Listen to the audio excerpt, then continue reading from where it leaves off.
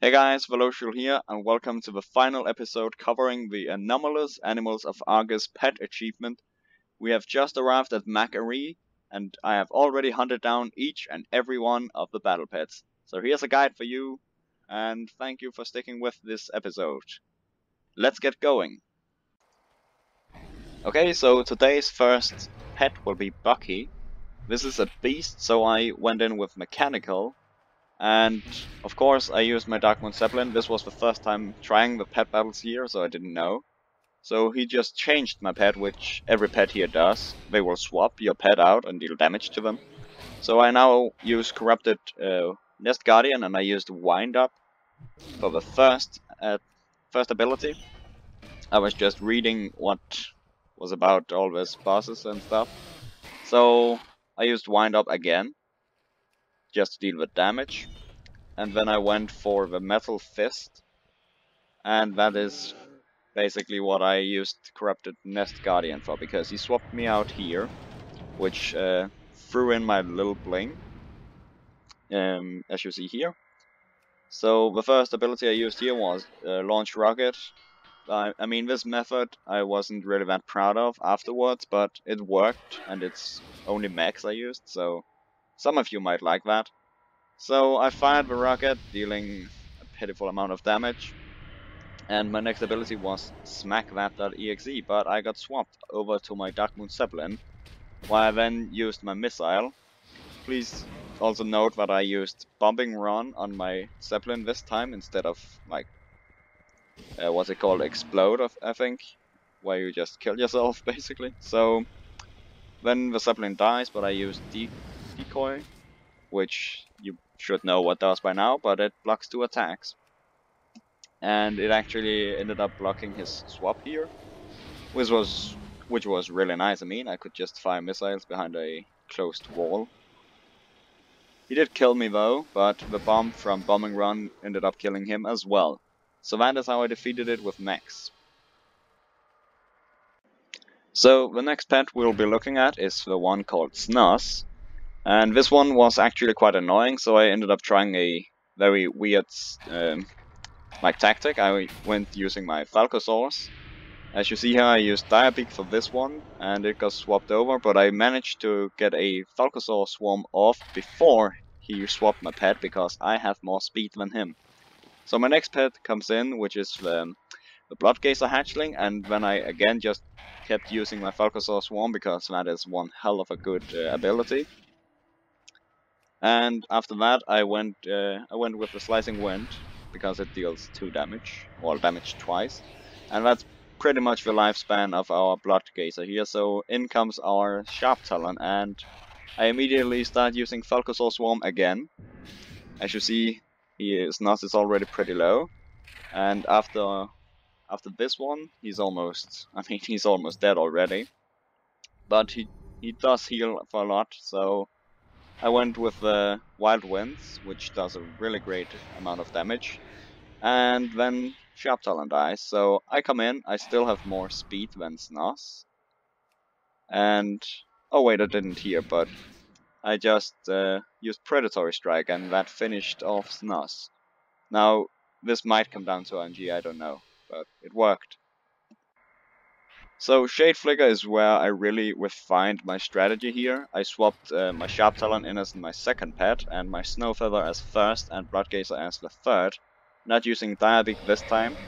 So I start off with using Falcosaur Swarm, and then my Snow Feather will be swapped over to my Sharp Talon. And now Sharp Talon is the one that deals the most damage in each fight. You use Wild Winds, and well, in this case it's not really like all the other times afterwards this.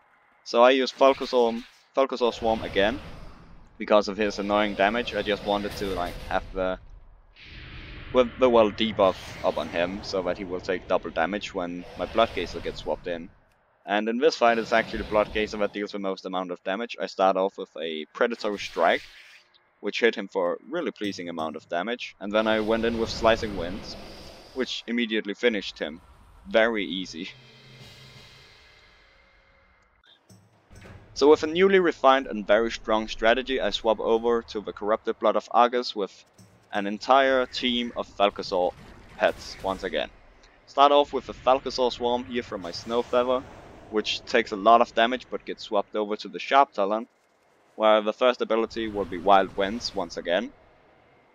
But this time, he doesn't like decrease his damage, or dodge, so we hit him with a Predatory Strike, not refreshing the debuff with the Falcosaur Swarm, but it still works. So here, Sharp Talon has done its deal, it's pretty much dead at this point, and we get swapped over to Bloodgazer. And I just start off immediately with another Falcosaur Swarm to get the debuff back on him. And as you see, once a pet with flying abilities, well, a flying pet would drop below 50% health, it no longer has like the increased speed. So here I am not going first and the Bloodgazer dies. But somehow the Snow Feather still has more speed and is capable of finishing the blood off with a Predatory Strike, luckily for me. So that's that one done. Moving on. So moving on to Gloamwing, we are going in with the exact same Falcosaur strategy. And once again, it's the Snow Feather that starts the fight with a Falcosaur Swarm. I was checking here for any potential buff or any difference, but it didn't have any. I actually found this fight quite easy, since during the entire fight I had the most speed. So here I used, once again, with my Sharp Talon, I used Wild Winds, reducing almost to half HP, and then using Predatory Strike. Now the Gloamwing is below 50% health, which means I will most likely have the most speed no matter what at this point. So Bloodgazer comes out with a Falcosaur Swarm immediately, and at this point Gloamwing is basically almost dead. So I'm just waiting for the Falcosaur Swarm to be over, and then I could finish him off. So I actually dropped below 50% health here as well, which means that Snow Feather would have to come in and do the job, which once again has more speed for some reason. And that's the Gloamwing done. I mean, this strategy is insanely good here in Magarie. Moving on. So for the final one, Marcus, I once again used the Falcosaur strategy. I found it so pleasing to just keep hitting them with Falcosaur Swarm. And once again, Sharp Talon comes in. The Sharp Talon actually dealt the most damage in each fight. So that is the winner of this episode, well, I guess. So this boss just increases its attack, which isn't really a problem.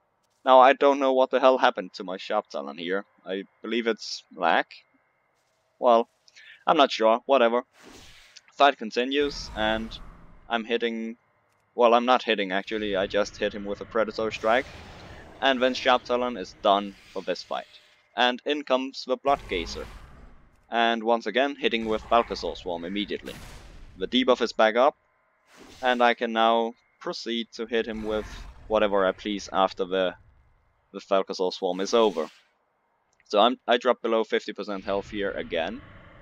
And that means once again Snow Feather will have to come in and seal the deal. But this time it didn't have more speed. But I was fortunate enough that Marcus buffed himself instead of attacking. I might have died there. But as you see, boom, that's the achievement. I'm done. That's all 18 pets on Argus. And yeah, I hope I helped you. Also, just a side note, I went back and killed Bucky with the Falcosaur strategy. It worked just fine. There were some differences though, as, well, I had to, during the fight, change in my, I think it was Snow Feather, to sacrifice it, because something was different this time. I knew he hadn't swapped in a pet for a while, so I just swapped in my Snow Feather to die, and I had a full health Bloodgazer to come in and just finish him off. So yeah, thanks for watching guys, and I will see you guys in my next video. Goodbye.